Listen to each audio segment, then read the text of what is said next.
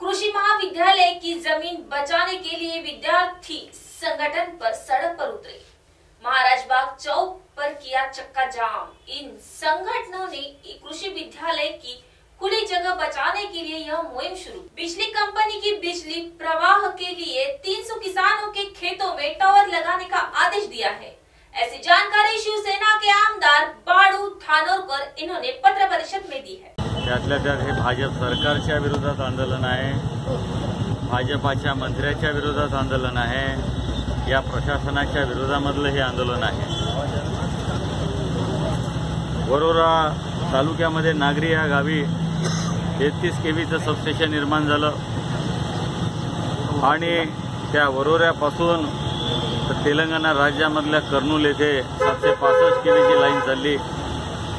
एवढंच नाही तर छत्तीसगड राज्यामध्ये वरोऱ्यापासून तर राजनांदगावपर्यंत लाईन चालली। या सर्व 765 केव्हीच्या लाईनमुळे या राजुरा विधानसभा क्षेत्राकडे म्हणजे यवतमाळ जिल्ह्यातली वणी विधानसभा क्षेत्र, वरोरा विधानसभा क्षेत्र आणि राजुरा विधानसभा क्षेत्र, इकडे चिमूर, नागबीड आणि वरोरा असं जर पकडलं जवळपास 2500 शेतकरी बाधित आहे।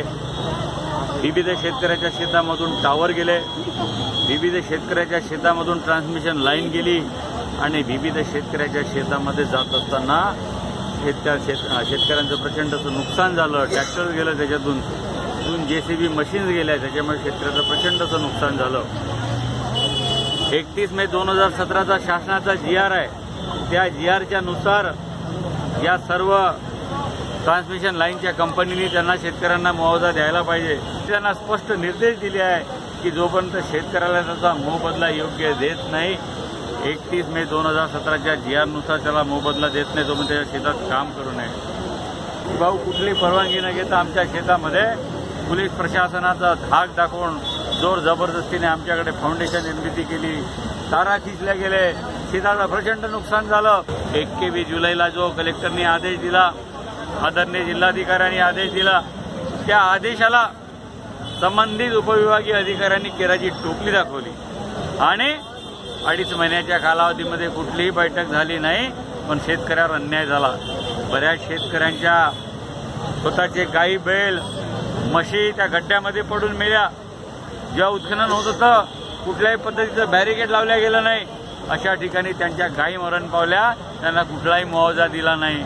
काही शेतकऱ्यांना तर चुकीच्या पद्धतीनं टावरचं उत्खनन झालं, चुकीच्या पद्धतीनं फाउंडेशन निर्माण झाले, तिथे कुठलेही टावर उभे झाले नाही, दुसरीकडे टावर उभे झाले, परंतु या शेतकऱ्याचं जे नुकसान झालं ते नुकसान सुद्धा त्या शेतकऱ्याला ते मिळालं नाही। बेली शॉप मोतीबाग रेलवे स्थित प्राचीन स्थित श्री शिव मंदिर में नवरात्र उत्सव अंतर्गत भवानी महिला मंडल द्वारा गायन का आयोजन किया गया।